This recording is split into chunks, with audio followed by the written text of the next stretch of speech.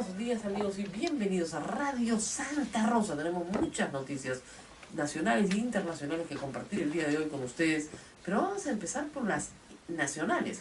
El día de ayer el presidente Ollanta dijo lo siguiente sobre el indulto de Alberto Fujimori. Atención, por favor. ¿Indultará usted a Alberto Fujimori? Yo no lo voy a indultar, y así de claro te lo digo. Y no puedo indultarlo porque como presidente de la República yo no puedo tomar una decisión si no tengo las recomendaciones de la comisión que justo el día de hoy ha admitido el pedido de indulto del señor Fujimori. Lo que ha instruido es al ministro de Justicia y al Premier a que actúen de acuerdo a ley, más allá de prejuicios ideológicos o políticos. Es importante que esto se le dé la seriedad del caso y que además el Ministerio de Justicia me ha informado de que el ministro de Justicia me ha informado de que la comisión se va a tomar aproximadamente en promedio entre 2 meses y medio para poder entregar unas recomendaciones al presidente. Por lo tanto, en esas condiciones esto ya no me va a corresponder a mí tomar esta decisión. Anoche, en entrevista con Latina, el periodista y director periodístico de Latina, Augusto Álvarez, le hizo esta pregunta así a boca de jarro al inicio de la entrevista, que era lo que todos queríamos saber, la verdad. Una pena que el presidente de la República termine su mandato, ¿no es cierto?, dando su última entrevista hablando sobre un indulto a Alberto Fujimori. El indulto sí estuvo sobre la mesa, eso hay que repetirlo. No ha sido un invento, ni una fantasía de un grupo de periodistas. Más bien, con gran sentido de alarma, yo desde el viernes he venido informando de este asunto y el domingo en la noche escribí todo lo que está colgado en el Facebook que se ciñe estrictamente a la verdad. El presidente Ollanta hizo consultas la semana pasada y se lo consultó a Pedro Pablo Kuczynski. Y Pedro Pablo Kuczynski le dijo que él no lo iba a indultar. En ese momento ya sabía el señor presidente actual, Ollanta que su ministro de Justicia no le iba a firmar esa resolución. Y también sabía que la ministra Marisol Perestello tampoco va a firmar pues esa resolución. Ahora, la solución constitucional que tenía Pedro Cateriano en sus manos era la siguiente, yo lo expliqué ayer. Si el presidente insistía en sacar esa resolución adelante, por encima de cualquier procedimiento, él simplemente renunciaba. Al renunciar, se disuelve el gabinete. El presidente tenía que nombrar a un nuevo primer ministro, hacerlo ministro de Justicia, y que le firme la resolución. Eso el día 26 o 27 de julio, en medio de un escándalo internacional, con todos los presidentes extranjeros llegando a Lima. Miren, la verdad hubiera sido un papelonazo. Ha decidido jugárselas y enfrentarse al Congreso Fujimorista y al Poder Judicial, y cree estar seguro de poder salir adelante. Ahora, debo decir algo. Este comportamiento es típico de Ollanta. Miren, yo no lo he entrevistado en 5 años. No soy su caserita, ni paro por ahí como algunos repiten. Lo que he visto siempre es que tiene una pésima, ¿no es cierto?, pésima medición de los tiempos. ¡Qué bárbaro! Cuando se le dijo 100 veces, por favor, aclare si su esposa va a ser candidata, ¿cuál fue la respuesta? Que sufran pues. Eso lo diremos ni un minuto antes, ni un minuto después. Bueno, a estas alturas ha debido aprender de esa lección. No lo ha aprendido. Cuando le dijeron si se iba a estatizar Repsol, se lo preguntaron 100 veces. Sí. Ni un minuto antes, ni un minuto después. Tuvo que salir a su mujer a decir simplemente no va. Y de ahí le pusieron la chapa cosito.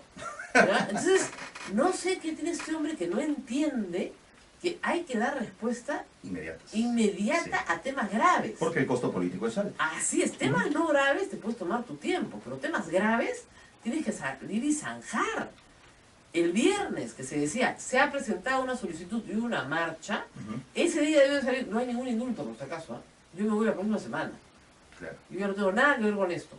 Y lo podría haber dicho el viernes. Oiga, por favor, decir que él ha instruido a su ministro de Justicia y al presidente del Consejo de Ministros es ridículo. Lo único que da el presidente del Consejo de Ministros y el ministro de Justicia le han explicado a él que no puede legalmente hacerlo. Ahora, todo este tiempo lo único que puede hacer pensar a cualquiera es que simplemente se está evaluando la situación, de que debe haber un cálculo político en medio de todo No, esto. quería un toma y daca. Ese es el problema. Quería un toma y daca. Es decir, fíjense, ¿qué es lo que pasa?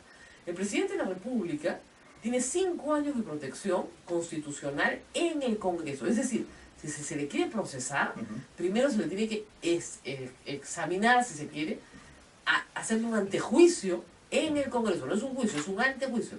¿Para qué? Para levantarlo el fuero y que pueda pasar al Poder Judicial. Entonces, si él tenía asegurada la lealtad de 73 congresistas, tenía 5 años de chepi bola. O sea, nadie lo tocaba. Nadie lo tocaba 5 años. Y a su mujer la tocaban en el Ministerio Público. ¿Ok?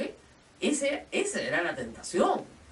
Como ustedes han escuchado anoche también, nunca estuvo en consideración el indulto de su hermano. No es mi hermano por Fujimori. ¡No!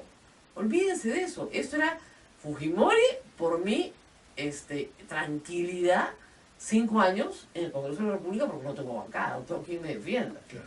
Esa fue la discusión. Ahora, ¿por qué se le ocurre hacerlo 2 semanas? Pues esto tiene 2 semanas antes de que se vaya. Ah, bueno, pues esas son las cosas que él hace. Pero que ha habido contacto con algunos fujimoristas, lo ha habido. Porque fíjense, esa marcha del viernes no se arma sola. A pesar de que no había ningún miembro de la familia, y a pesar de que no había ni el abogado, y a pesar de que no había ninguna figura descollante del fujimorismo, se hizo una marcha. Claro. Con protección policial, con camiones, con buses, con todo. ¿Ya? Y salió una parlamentaria juramental por el indulto humanitario, y el señor Gagó lo pidió, pero se lo pidió a PPK, no se lo pidió a él. PPK ha sido claro, y lo voy a explicar por enésima vez, ¿ya? No es que le tire la pelota al Congreso. El presidente de la República no puede sacar una ley que permita que un condenado tenga arresto domiciliario. Eso solo lo puede sacar el Congreso, nadie más. Solo el Congreso. Entonces, ese condenado, ¿no es cierto?, para que tenga arresto domiciliario en el Perú, tiene que haber ley. No existe. Correcto. Los que tienen arresto domiciliario son los que están por ser condenados, es decir, los procesados. Pero los condenados tienen que cumplir su condena.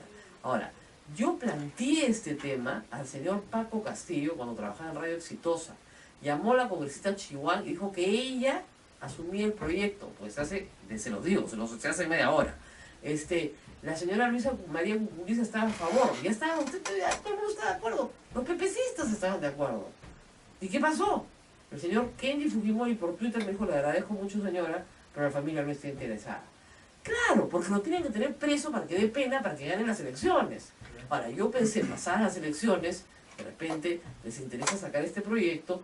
¿Por qué? Porque en el año 2021 va a tener 83 años. ¿Ya? ¿Y a qué más pena puede dar? De repente necesitan que dé más pena, ¿no?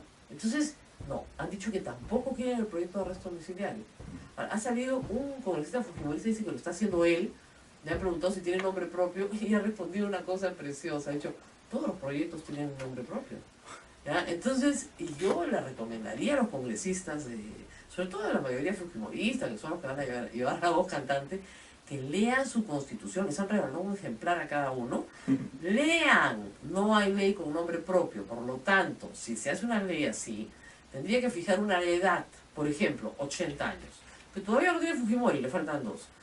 A los 80 años, una junta hace una revisión de las condiciones carcelarias, de la conducta del reo, si reviste o no peligrosidad social, por lo tanto el terrorismo queda excluido, para todos los que dicen, saldría de Ibael Guzmán, no pues hijito, excluido el terrorismo, ¿no? Se pone así la ley, excluido el terrorismo, ¿ya? Listo, ¿ya? 3 palabras, excluido el terrorismo, no es muy difícil, ¿ya? Entonces si el preso, además puede ser una persona mayor de 80 años, pero puede ser el jefe de una mafia, de una banda activa, ¿ya? Entonces, si es una banda activa, no lo puede sacar, tiene peligrosidad social, ¿ya? Entonces, una vez que se hace el peritaje psiquiátrico, etcétera, etcétera, y es una persona que se va a ir a su casa y no va a salir de su casa más, macanudo. Ahora, el problema de la familia Fujimori también es bien complejo, porque Alberto Fujimori no tiene casa, no tiene pues a dónde va a ir.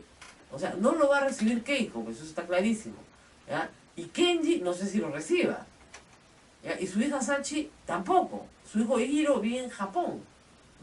Y lo que más le conviene es treparse un avión e irse a Japón antes de que alguien le impugne el indulto. El otro camino, que es inconstitucional, es el camino de una ley de amnistía, con lo cual no tiene arresto domiciliario, sino que es libre. Libre, muy bien. Ya ha dicho Pedro Pablo Kuczynski en una entrevista conmigo durante la campaña que si el Congreso aprueba una ley de amnistía política para Alberto Fujimori, como se aprobó, ojo, para Ollantumala y para su hermano Antauro y para todos los de Locumba, o sea, no es la primera vez que lo hace el Congreso, él no firma esa ley, por lo cual se tiene que aprobar por insistencia. Y ahí inmediatamente la Corte Interamericana de Derechos Humanos algo va a decir, Claro. porque justamente la sentencia del caso de Barrios Altos prohíbe las amnistías. Esa es la razón por la cual la ley de amnistía para el Grupo Colina, aprobada en el año 95, ¿no es cierto?, no tuvo ningún valor y se les tuvo que juzgar por orden de la Corte Interamericana. Por lo tanto, no procede una amnistía tampoco para Alberto Fujimori.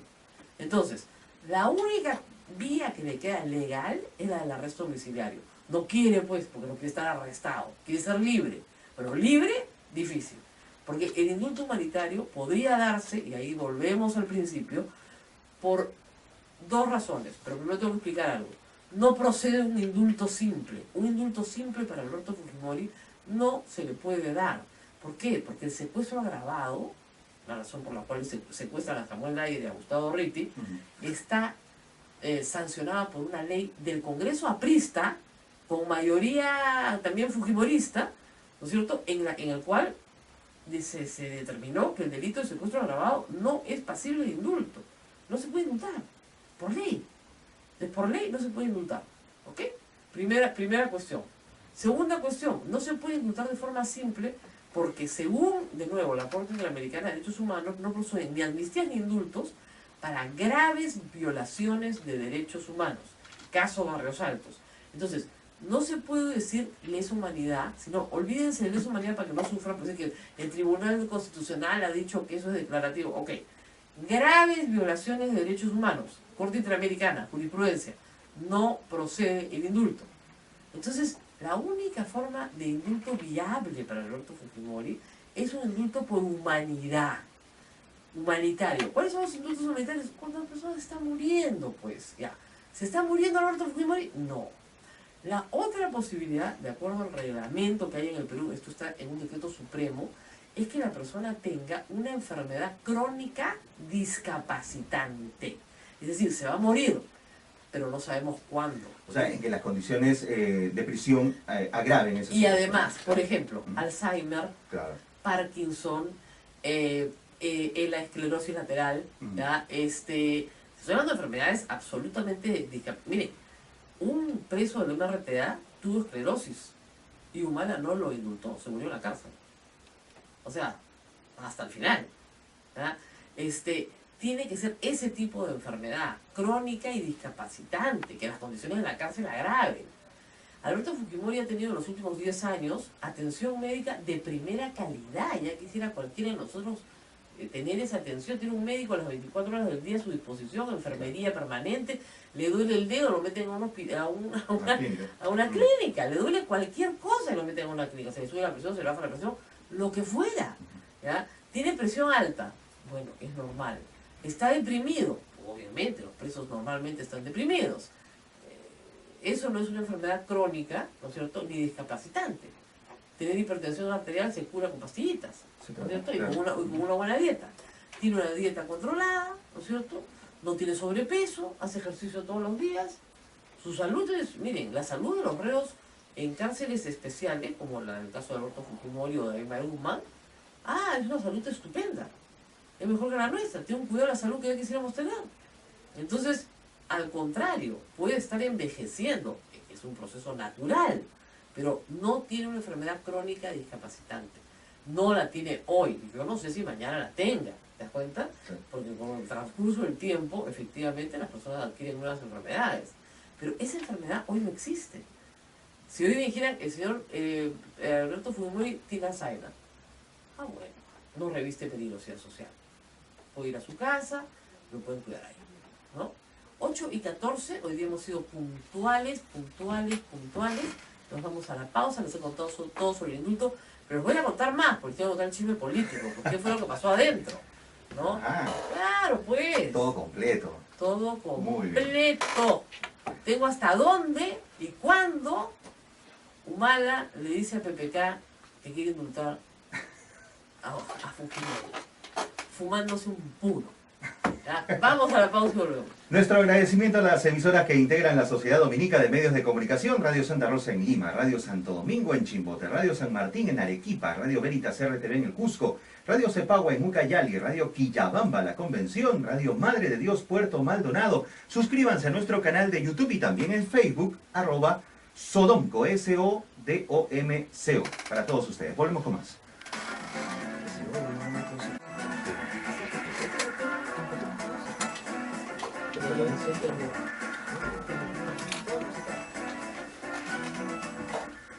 Muy bien, estamos aquí nuevamente, 8:18, Radio Santa Rosa transmitiendo para todo el Perú.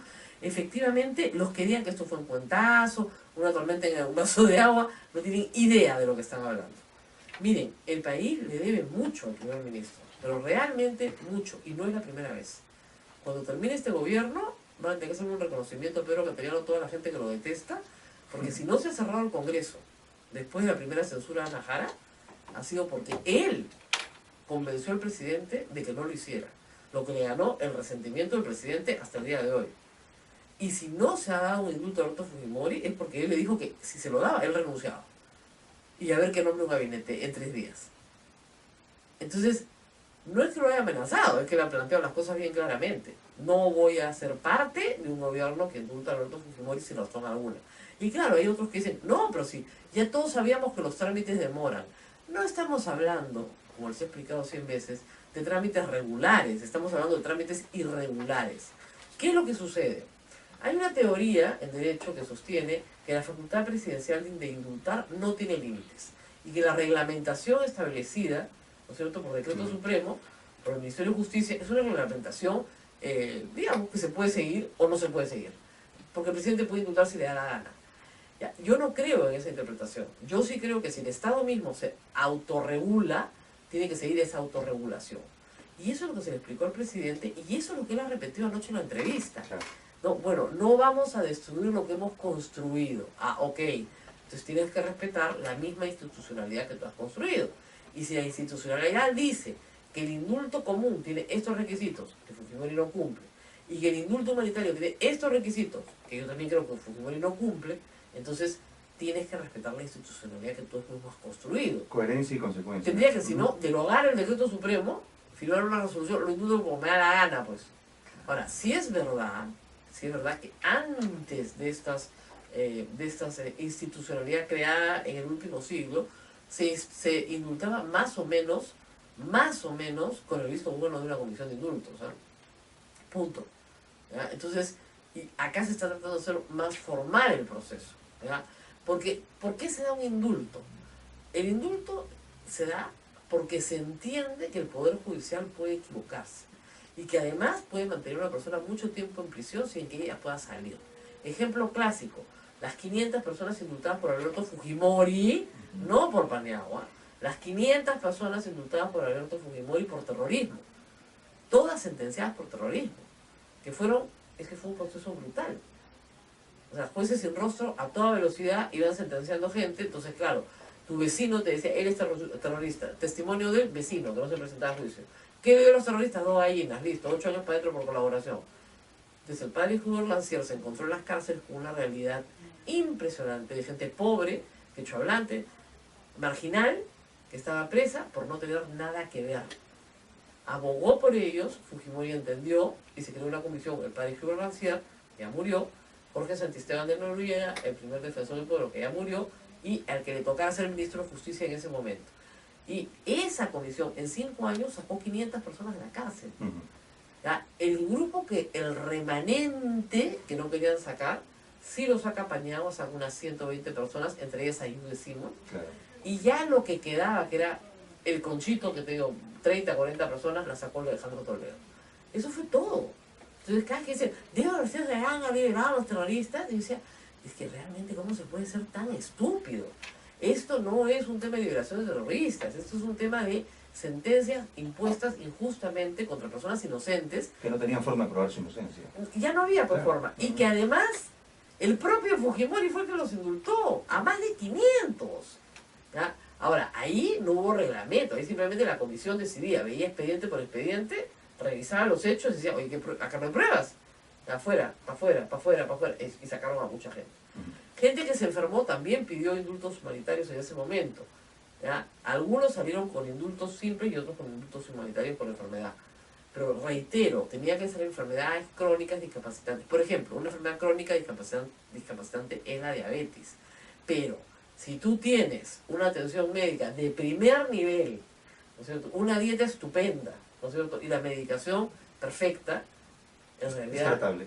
es absolutamente tratable, ¿no es cierto? Ahora, claro, si te meten a una cárcel donde no hay atención médica, donde no te dan la medicación, donde tu dieta es un desastre, sí, pues las condiciones de la cárcel van a agravar esa enfermedad y probablemente te mueras por la diabetes. Entonces todo depende exactamente del caso que se esté viendo. Lo que juega en contra de Fujimori es que sus condiciones carcelarias son las mejores del Perú. Óptimas, claro. Las mejores del Perú. No hay nadie en el Perú que tenga esas condiciones carcelarias. Es más, vive mejor, su calidad de vida es superior a la de cualquier persona de su edad. Sí. O sea, digamos, ¿qué persona de su edad, que no sea muy rica, tiene enfermería las 24 horas del día y con médico de guardia? Ninguna. Entonces, digamos, no puede reproducir esas condiciones en otro lugar. Y nos cuesta plata a todos los peruanos, ojo, por si acaso, eso no es gratis. Entonces, reitero, ha habido mucha tensión, mucha preocupación del Consejo de Ministros, del Ministro de Justicia, del Presidente del Consejo de Ministros, para que el presidente Alberto Fujimori entendiera la ley, y la entendió. Él, efectivamente, no va a tener 5 años por delante felices, no los va a tener. Este Congreso lo va a maltratar, y lo va a maltratar con muchísimo entusiasmo, porque lo detestan. Pero yo creo que lo van a maltratar igual. O sea, por el indulto no iban a dejar de hacer lo que pensaban hacerle. ¿Ya? Tienes que ser muy ingenuo en política para creer que no lo iban a apanar. Respecto a su esposa, también habló anoche y señaló, bueno, que las agendas eran robadas y que nadie habla del delito. Creo que yo he hablado del delito más que nadie. Y dijo algo que yo he repetido 100 veces. Todo lo que se discute ahí no es dinero del Estado, es dinero anterior a que llegaran al Estado. Es dinero que ellos recaudaron para su campaña y lo usaron como mejor les pareció. Ahora, a nosotros puede no parecernos la forma en la que lo usaron, pero el problema es que eso es irrelevante porque la ley no prohíbe el uso arbitrario de los fondos de campaña. No lo prohíbe, pues, ni tampoco prohíbe recibir de nadie. Y lo que es plata negra tiene sanción administrativa, no tiene sanción penal. Entonces, ¿de qué la vas a juzgar? Yo siempre digo, ¿de lavado de qué? Tendrías que acusarla, ¿no es cierto?, de lavar plata de un mafioso a tiempo completo. No es un mafioso eventual, no. Un mafioso. Y el que lava, ¿no es cierto?, retribuye con algo, porque si no terminas con un tiro en la cabeza. Acá no hay retribución. Le dijeron lo de Odebrecht al presidente, nosotros lo vimos ayer, y el presidente dijo que si se trata de un familiar suyo, que tendrá que pagar. Yo creo que él estaba echando la culpa a Alexis de entrada, ¿no? Pero, vamos a ver cuál es de acá a diciembre, cuál es la información que llega de Brasil. Porque no se trata de declaraciones de Marcelo Odebrecht, sino de unos 50 funcionarios involucrados en Odebrecht que todos quieren salir con delación premiada. Así de claro. Es como una suerte de colaboración eficaz. Así es. Acá están reproduciendo hoy en Twitter. Ajá. Según indica Rosa María Palacios, pero tener el mismo que renunciaría a pero claro, pues. ¿Verdad? ¿Por qué? En fin, vamos a dejar esto así y vamos a contar una anécdota, porque está llegando en este momento Carlos Rivera, una anécdota cortita. Ayer, bronquita en el Congreso. ¿Qué pasó en el Congreso? No, pero Ya comienza el circo, ni siquiera han... ¿No te has enterado? No, cuéntame. Una cosa vergonzosa. Carlos Bruce, que tiene tiempo en el Congreso, había decidido que su bancada, que son 20 personas, se podía reunir en una sala que es habitualmente de su uso, en el segundo piso, donde parece que él ya se había reunido muchas veces antes. Entonces estaban sentados conversando y entraron Marco Arana y Marisa Glave como si estuvieran tomando conga, más o menos. ¿Ya? O sea, en plan, se han apropiado de mi lugar. ¡Mi oficina! ¡Mi oficina! ¿Ya? Entonces, claro, ellos son, los de PPK son 18 y los de Frente Amplio son 20. Entonces, como son más, les toca la sala más bonita. Carlos Bruce, con muchas gracias, le dijo, fíjense, si a ellos les gusta esta, no hay ningún problema, yo no me voy a pelear con una oficina, encantado que se las quede los 5 años y nos regresamos. Y efectivamente se fueron, ¿no? Muy elegantemente. La izquierda, la verdad, en esta patinó. Porque eso de andar peleando por la oficina más grande y elegante... Es infantil. No, y no le corresponde a un partido de izquierda, ¿no? Se supone que No, están al lado de los pobres, ¿no? Lógico. Lógico, no. Que además que creen la austeridad, pues, de los varones republicanos. Lo importante es trabajar. ¿no? No. Lo importante es tener acá la oficina más grande. Patria o muerte, oficina grande, venceremos. Papelonazo. Yo esperaba más, ¿ah? La verdad, si así se inauguran. Ahora, yo me daba cuenta por la cara de Marisa Grave que ella se daba cuenta de que estaba haciendo un papelonazo, ¿no? Porque trajeron al oficial mayor, además un empleado del Congreso se quejó de que lo habían maltratado, de que lo habían gritado, ¿ya? Porque estaban sentados los de PPK. Y se abrió la puerta y entraron los otros y dijeron, bueno, nosotros nos retiramos, no hay ningún problema. A ustedes toca la del sótano, que es más fea. Ah, no, vamos a la del sótano, que es más fea. ¿Qué importa? ¿Qué nos importa? O sea, ya, listo. No es la primera vez. Ayer en el noticiero sacaron una de hace 5 años, ¿te acuerdas? De este congresista escudero que se agarraba a golpes para que le den su oficina, cuando el otro no había terminado de sacar sus cosas, ¿ya? Era una cosa patética. Antiguamente, el Congreso no le daba oficina a los congresistas, cada uno tenía su oficina en el centro. Tú tenías tu oficina en el centro, pero todo el mundo trabajaba en el centro en esa época. Y si eras de provincia, venías y ponías con tu plata tu oficina, ¿no? Y si tenías 10 o 25 secretarias, te las ponías tú, no te las ponía el Estado. Ahora te ponen un staff de 5 personas. Uno para que te cargue el maletín, otro para que te haga el papel, una cosa espantosa, ¿verdad? Yo si fuera congresista no tendría oficina, viviría en la biblioteca, porque es ahí donde estudias y redactas tus leyes. Claro. Ese sería mi trabajo, redactar mis leyes. Punto. Pero no, eso no les gusta. ¿No? Les gusta, no sé, hacer cualquier otra, tener un equipo para hacer una ley. Pucha, Dios mío. O sea, no, y lo peor es que muchos de ellos simplemente copian la ley, ni siquiera las hacen. Es que es increíble que escojamos a personas que no tienen capacidad de legislar. Claro. Eso es lo que a mí me parece alucinante. En el Congreso, la primera tarea es legislar. Si eliges a una persona, es como si usted eligiera, no sé, a un carpintero que sabe de grafitería. ¿Ya? Entonces, claro, dice, oye, pero corta pues bien, pon la madera, no voy a tomar el curso. Tengo mi asesor, carpintero, que va a hacer el trabajo. ¿Y usted qué cosa es? No, yo soy grafitero. ¡Ah, pero también entiendo, ¿eh? No entiende nada, pues. Ya bueno, pero así es nuestro Congreso. Roche en el Congreso. Total. Y a las 8:30 saltamos a las noticias internacionales porque esta es una radio católica que tiene que lamentar una noticia muy, muy triste que viene de Francia. Ha sido asesinado un sacerdote en una situación de secuestro de rehenes. Tú tienes más información sobre el tema. Correcto, 2 atacantes han matado a un sacerdote con un arma blanca, han herido de gravedad a otro rehén el martes en una iglesia al norte de Francia antes de ser abatidos a tiros por la policía. Esta noticia está en desarrollo. El presidente de Francia, François Hollande, ya ha dicho de que uno de esos terroristas gritaba en voz alta que pertenecía al Estado Islámico. Se metieron a la iglesia, ¿no es cierto? Y tomaron rehenes dentro de la iglesia. Lo cual hace a la iglesia un objetivo, a la iglesia católica un objetivo de ISIS, y eso el Papa inmediatamente salió a lamentar la trágica y muerte, ha dicho el Papa, de un sacerdote católico por el solo hecho de ser sacerdote católico. Porque eso es lo que está pasando. O sea, se han ido a matarlo con un cuchillo, ha sido porque es sacerdote católico. Dolor y horror son las expresiones que ha tenido el Papa, sí, efectivamente. Tenía las palabras exactas. Yo también las escuché un poco más temprano. Dolor y horror por la muerte de un sacerdote en una situación de secuestro. Ahora, hay que señalar que a pesar de la muerte de este sacerdote, que ha sido un hombre supongo muy valiente y ha tratado de calmar a estos sujetos, la policía ha actuado con una velocidad impresionante y abatió a tiros a los 2 secuestradores, y los rehenes que estaban ahí sí lograron sobrevivir, ¿no es cierto? Correcto, sí. Todos los demás rehenes. Entonces, finalmente lo que ha sucedido, creo yo, es que el sacerdote ha terminado sacrificándose por los rehenes, cosa que es muy común, les digo, en la iglesia, no es la primera vez que lo veo, y así, por lo menos, no ha habido un saldo de víctimas espantoso como lo que sucedió en Niza, por ejemplo. Seguramente tendremos más noticias desde el Vaticano sobre este sacerdote, porque... Claro, nosotros tenemos noticias del Vaticano a las 11:30 de la mañana, ¿no es cierto? Sí. En ese momento seguramente vamos a tener información completa.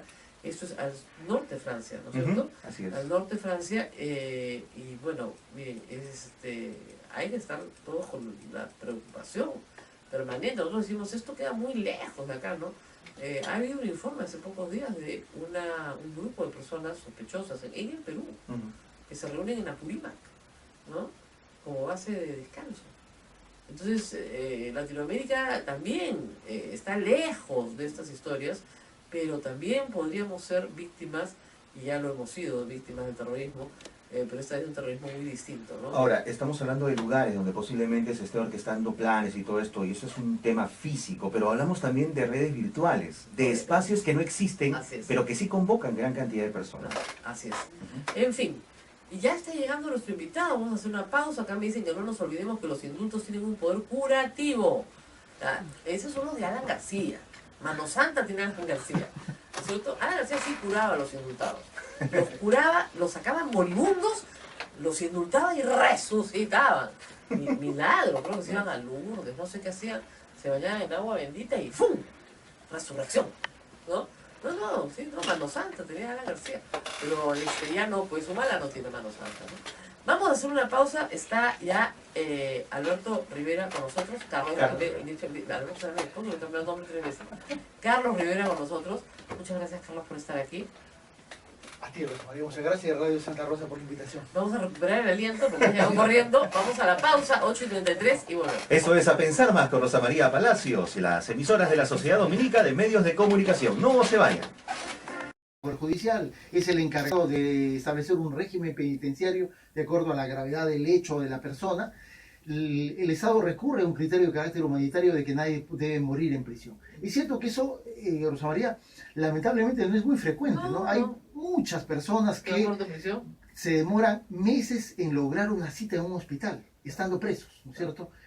Cosa que no necesariamente ocurre con Fujimori, que felizmente tiene una atención médica, creo que de primer nivel, oportuna y constante. Al contrario, por cuidarlo tanto no se enferma. Exactamente.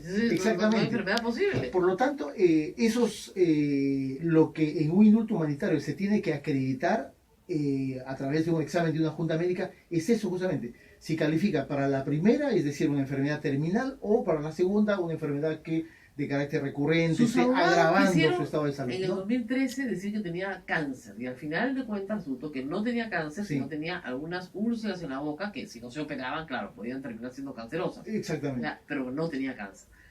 Podría, yo pensaba, en el apuro de Humala, tener una junta médica, digamos, amigable, que lo examine y diga, bueno, el señor tiene demencia senil.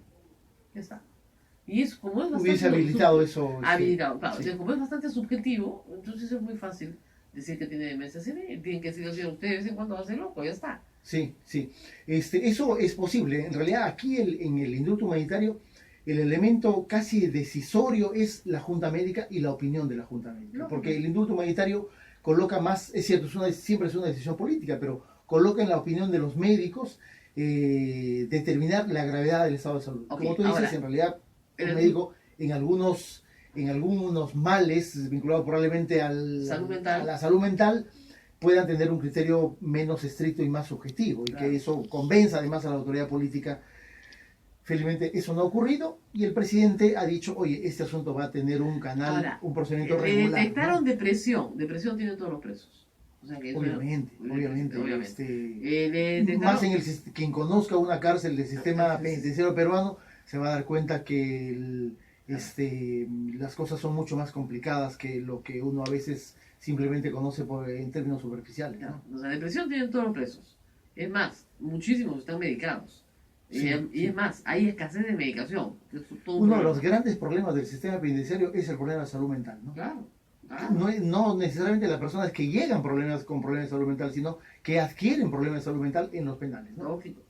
Ahora, ese señor no está encerrado, tiene un espacio amable, visitas, en fin, es el reo mejor tratado del Perú. Sin duda. Eso no hay ningún problema por ese lado. Ahora, los otros caminos son la amnistía por parte del Congreso. ¿Ya? Sí. Una ley de amnistía que Kuczynski ha dicho que él no va a firmar y que el Congreso insiste. Sale libre, pero se tiene que tomar un avión ese día, ¿no?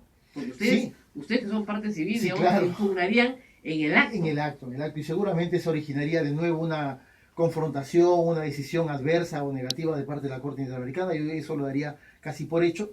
Pero además, en el caso de la amnistía, hay que recordar, Rosa María, claro, no puede ser para una persona, sino tendría que ser para un conjunto de personas acusadas por el mismo delito, digamos. Y Todo el Grupo Colina. Tendría que ser todo el Grupo Colina, todos los condenados por corrupción, y realmente sería una decisión, creo que, absolutamente contraproducente. Ahora, se ha hecho en el desde caso Estado de peruano, Ollanta-Humala, a título individual por el tema de la Ojumba, los indultaron a él y a su hermano. Los amnistiaron a él y a su hermano. Sí. Pero en realidad eso también trató de comprender a un conjunto de personas que supuestamente habían desarrollado actos de defensa de la democracia, ¿no es cierto? Y eso hizo, digamos, un poco más viable en términos en el caso de que sacaran una ley de amnistía, amnistía y que la aprobaran por insistencia, con lo cual hay un plazo de 15 días para alerta, digamos, la única forma es que Fujimori se trepe un avión y se vaya a Japón. Sí, claro. Si no, no hay forma. Y impida la acción de la justicia como lo hizo entre el 2001 y el 2005. ¿no? Así es. La otra es una ley que no existe, lo he explicado 100 veces, para condenados que cumplan arresto domiciliario. ¿Por qué? Porque están viejos, así de simple, y no revisten peligrosidad social. ¿Y qué sucede? Que en las cárceles del Perú, efectivamente, hay una población no muy grande de personas muy mayores que efectivamente el Estado le cuesta mucha plata mantenerlas en la cárcel, porque son caros, son presos caros. Y a sus familias. Y a sus familias. Y más barato le sale a todos, al Estado y a sus familias, tenerlos en su casa. ¿Ya? Y porque además, reitero, no revisten peligrosidad social. O sea, el señor tiene, pues, no sé, 86 años. No va a matar a nadie. Ya, con la justa puede ir al baño. ¿Ya? Entonces, que se vaya a su casa. ¿Ustedes estarían de acuerdo con una ley así? ¿A 80 años para arriba? Existen en otras legislaciones, inclusive de América Latina, ese mismo ejemplo. Y justamente el elemento determinante para viabilizar eso es el elemento de la peligrosidad social, ¿no es cierto? Jaime Guzmán no va a salir, pues. Exactamente. Punto.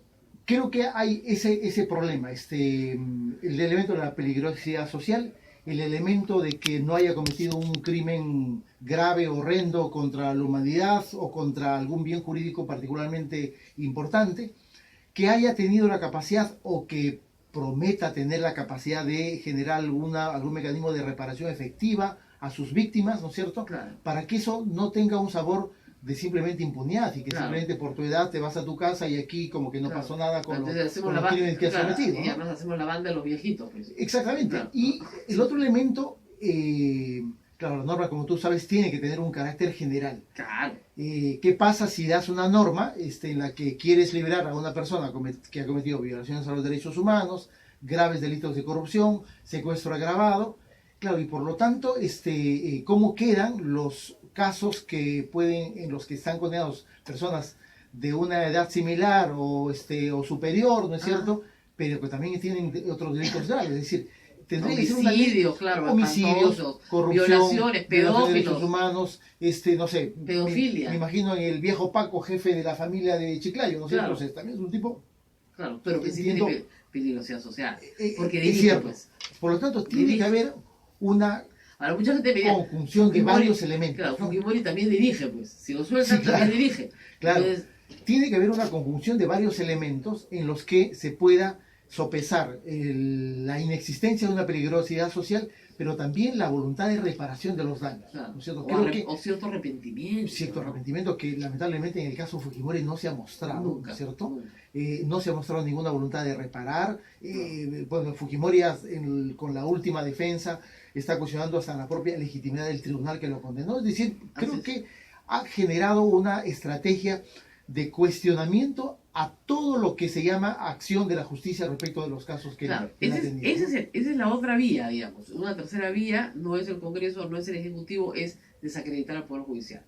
Y esa tercera vía la ha desarrollado intensamente. Intensamente, ¿no? En los últimos 2 años, toda esta, digamos, campaña contra el juez San Martín, en los diarios expresos, La Razón, porque además tiene diarios que se prestan a esto, en redes sociales, el señor Villestein, San Marcos ha perdido un rector, pero lamentablemente la Corte Suprema mantiene un vocal que no se comporta como un vocal de la Corte Suprema, ¿ya? Se comporta como en Twitter como un muchacho de, no sé, 25, menos. Bastante desaforado en realidad. Un chico de 16 años que le han dado una pistola, porque yo no entiendo, yo lo tengo bloqueado. dice barbaridades, insulta, caviarones, caviar de no sé cuántos, Sí, dice en realidad no. un lenguaje inapropiado para un miembro del Poder Judicial, de vocal de la Corte Suprema. Imagínense ustedes, una persona que debería ser la más prestigiosa del país, ¿no? Exactamente. Hablando como un muchachito con pistola, de verdad, una cosa impresionante, matonesco completamente. Bueno, entonces toda esta estrategia tampoco ha funcionado, porque los procesos... Tampoco funciona. Porque los hay que procesos tener en cuenta. siguen incólumes. Sí.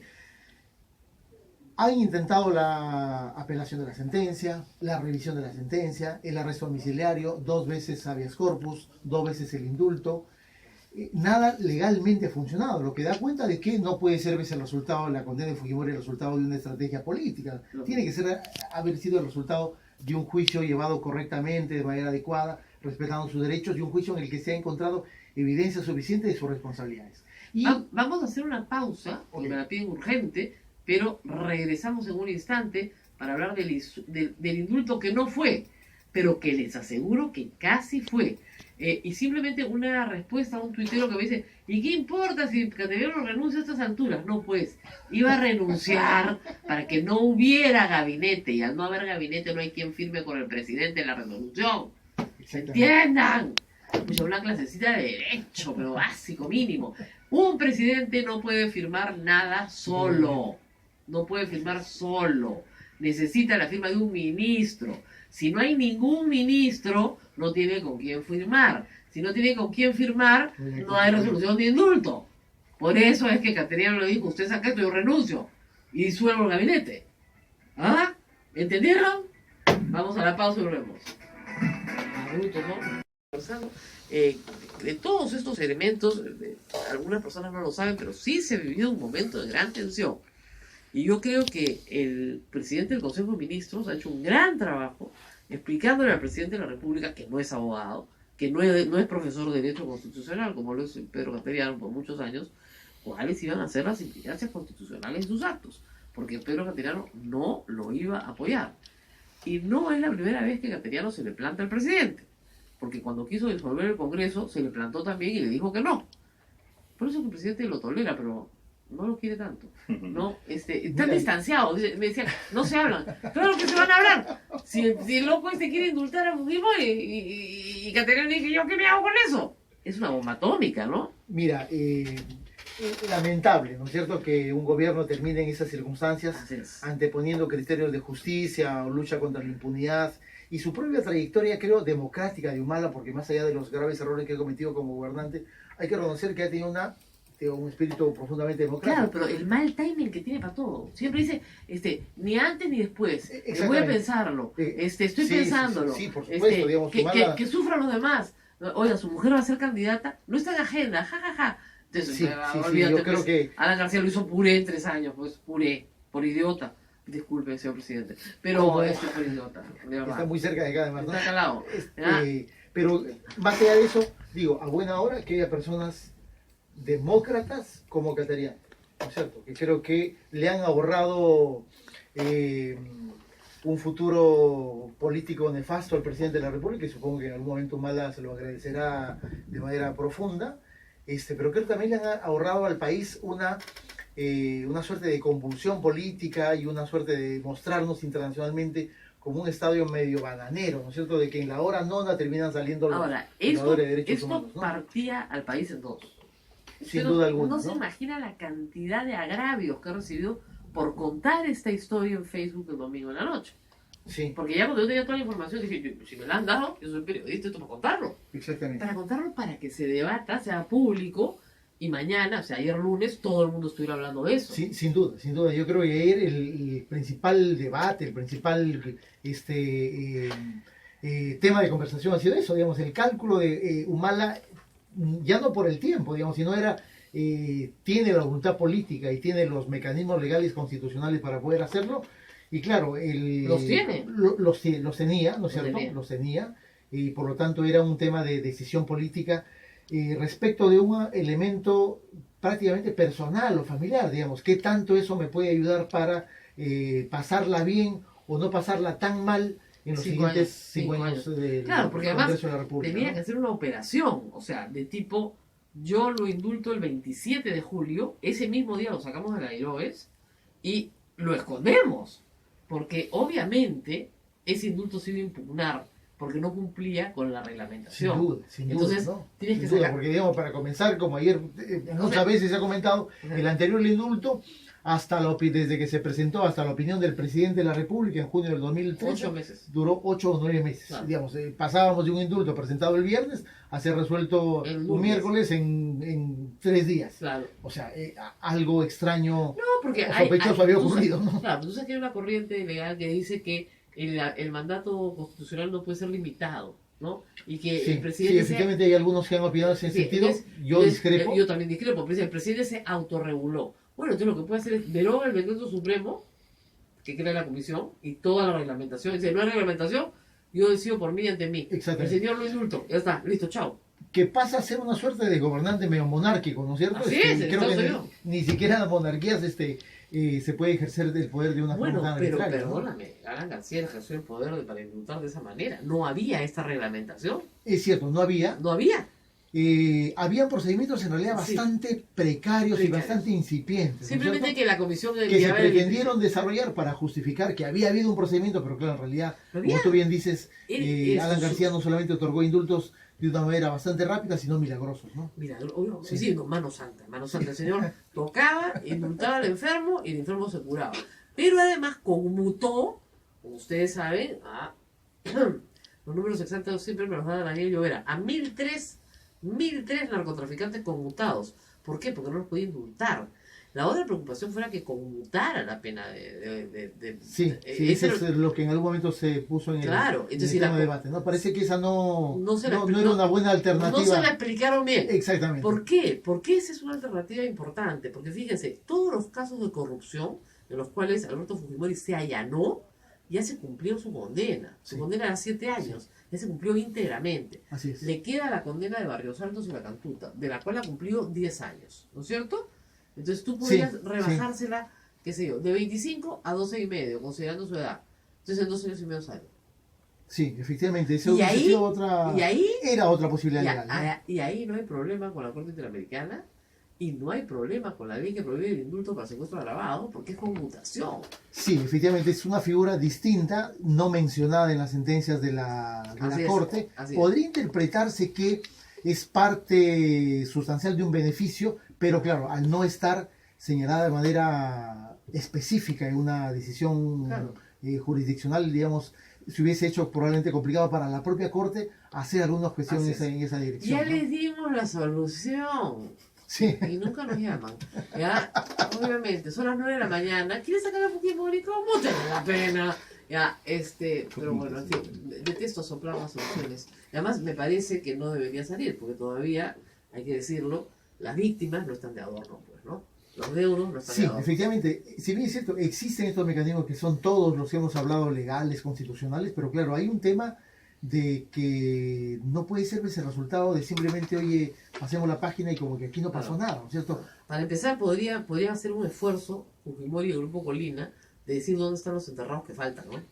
Por Mira, ejemplo. ese me parece que es un tema central, Central. en cuanto a los crímenes de desaparición forzada, ¿no? Por lo menos decir dónde los La enterraron. voluntad de arrepentimiento, que probablemente sea mucho más importante que, oye, me comprometo a pagar una cantidad de dinero. Claro. La voluntad de arrepentimiento, creo que en temas de derechos humanos es sumamente importante, porque detrás tienes un grupo familiar que ha peleado porque estos casos ¿La Cantuta prosperen. cuántos faltan encontrar? En realidad faltan encontrar alrededor de 6 personas. 6 personas. O sea, la mayoría, ¿cierto? Si el Grupo Colina dijera dónde los enterró, mucho se avanzaría.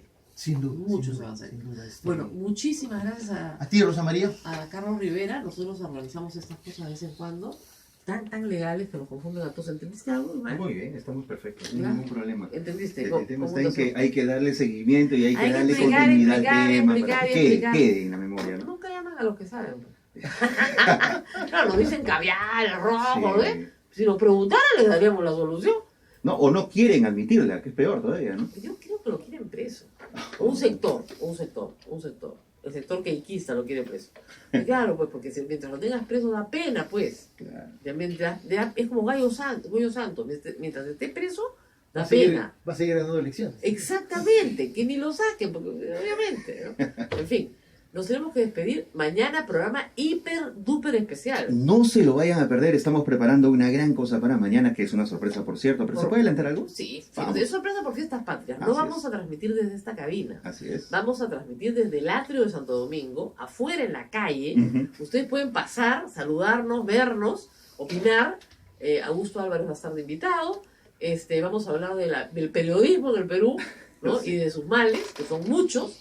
Y vamos a hablar Va a ser un también programa de... largo, Sí, ¡Oh! esperemos. Este va a ser más largo que el confesionario.